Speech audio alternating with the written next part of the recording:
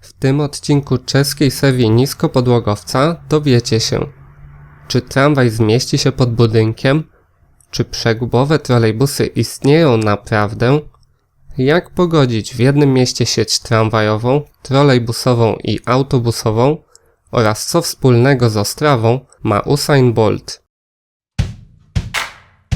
11 dni podróży, 7 sieci tramwajowych, 3 sieci trolejbusowe i 1 sieć metra. Transport w Czechach.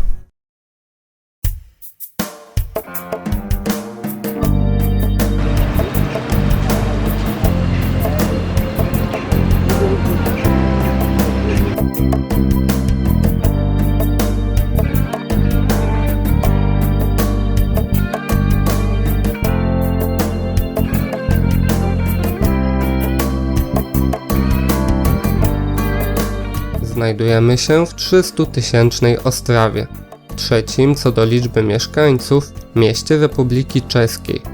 Dysponuje ona ogromnym taborem w porównaniu do polskich miast podobnej wielkości, bo liczy on prawie 650 pojazdów.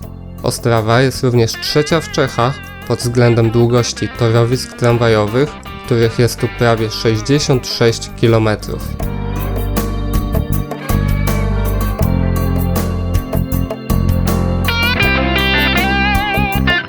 Zanim jednak zobaczyłem tramwaje, okazało się, że w dniu mojego przyjazdu wyłączony z ruchu został odcinek trasy do dworca głównego, a tramwaje tymczasowo zastąpiono przegubowymi autobusami.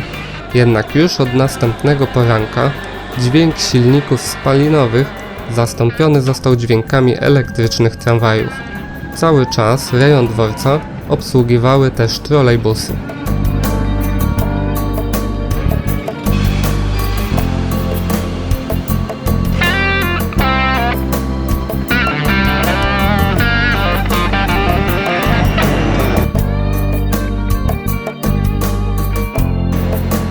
Ostrawskie tramwaje jeżdżą szybko i mają długie, dalekie trasy na przedmieścia. Ciekawostką jest trasa podmiejskiej linii nr 5 do Zacisza, która rozpoczyna się daleko od centrum Ostrawy i w dużej mierze prowadzi lasem. I jednotorowa trasa ma mijanki, dzięki którym mogą wyminąć się brygady jadące w przeciwnych kierunkach. Oznaczenie przejazdów tramwajowych przez jezdnie samochodowe może być wręcz kojarzone z kolejowym.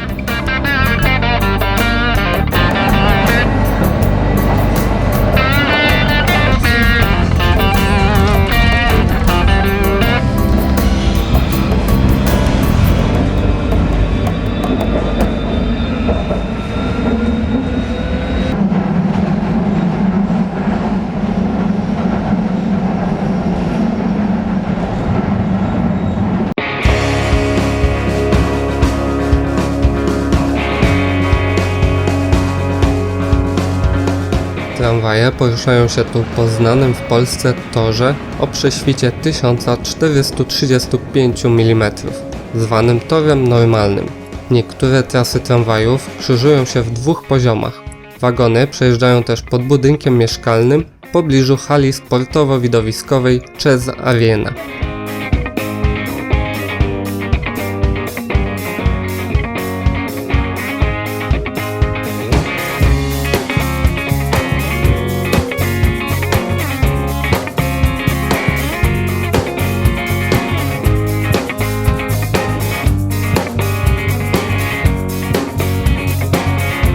Łącznie w Ostrawie jest 17 linii tramwajowych, w tym 5 całodobowych i 2 nocne.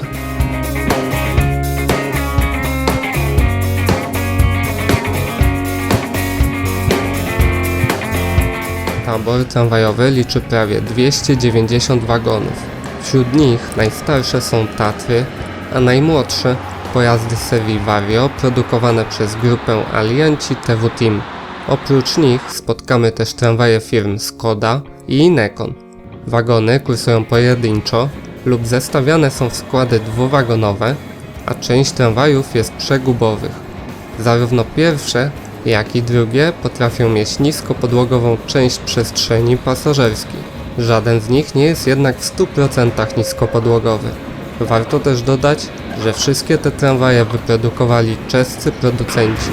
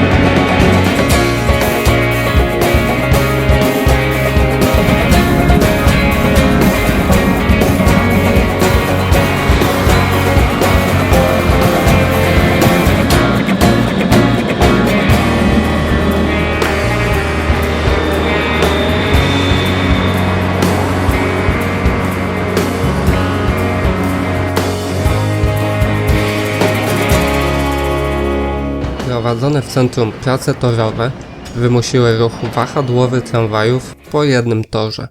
Ruchem steruje sygnalizacja świetlna, która dopuszcza jednoczesny przejazd w jednym kierunku nawet 3 tramwajów. Aby usprawnić przejazd tramwajów ulicą Nadrażni, zawieszone zostały przystanki, które znajdowały się na odcinku z ruchem wahadłowym.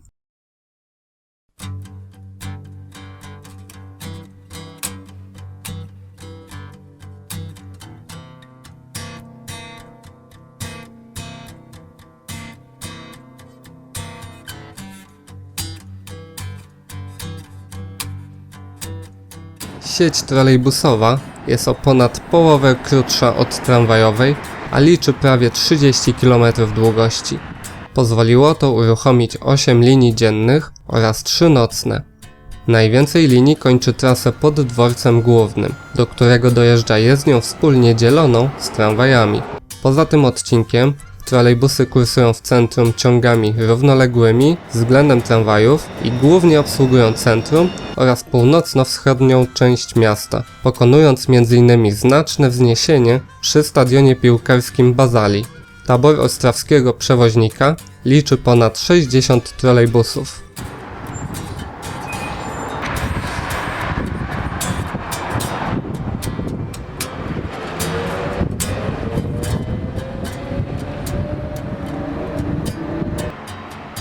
Zarówno w taborze trolejbusowym, jak i autobusowym spotkamy bliskie nam Solarisy. Trolejbusy tej marki są tu standardowe, czyli 12-metrowe, ale również 3-osiowe, 15-metrowe oraz przegubowe. W taborze autobusowym występują jeszcze krótsze pojazdy o długości 10 metrów. Łącznie doprawny podnik Ostrawa dysponuje 39 trolejbusami Solarisa oraz 143 autobusami tej marki.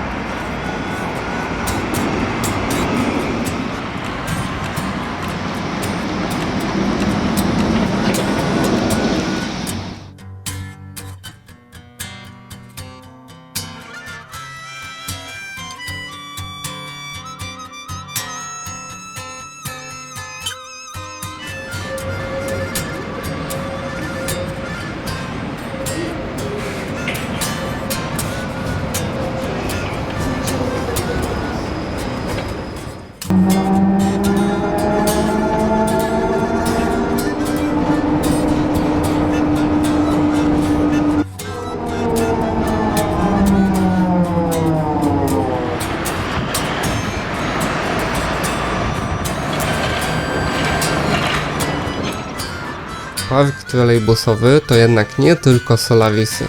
Szczególnie, że 20 z nich posiada aparaturę elektryczną Skody. W taborze spotkamy też standardowe i przegubowe trolejbusy Skoda w liczbie 20 sztuk oraz 3 SORy, w tym jednego przegubowca.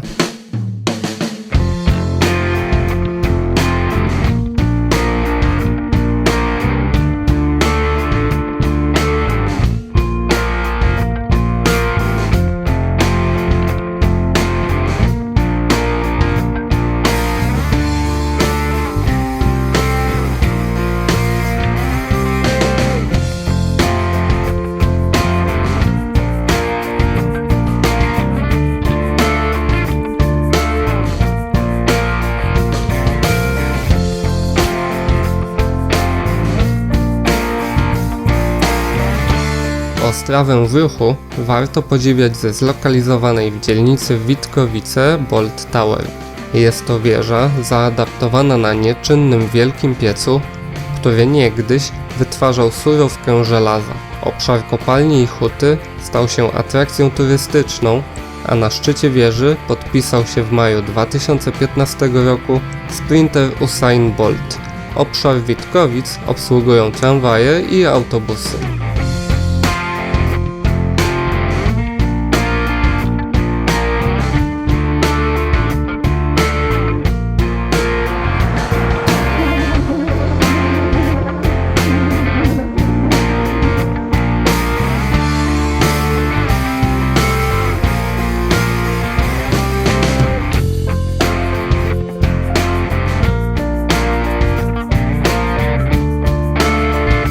Najbliższa przyszłość Ostrawy to wymiana autobusów i trolejbusów. W tym roku w taborze autobusowym przybędzie pojazdów wykorzystujących alternatywne źródło energii względem oleju napędowego. Solaris w lutym 2015 roku podpisał umowę na dostawę aż 105 autobusów zasilanych sprężonym gazem ziemnym CNG. W okresie mojej wizyty w Ostrawie Solaris był również w trakcie dostawy we współpracy ze Skodą Electric 12 nowych trolejbusów w wersjach 12 i 18 metrowej.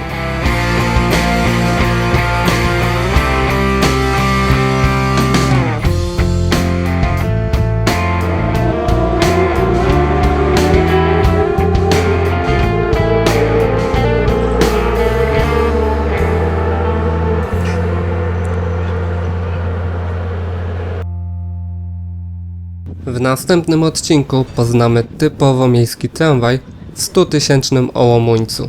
Tymczasem dziękuję Wam za uwagę.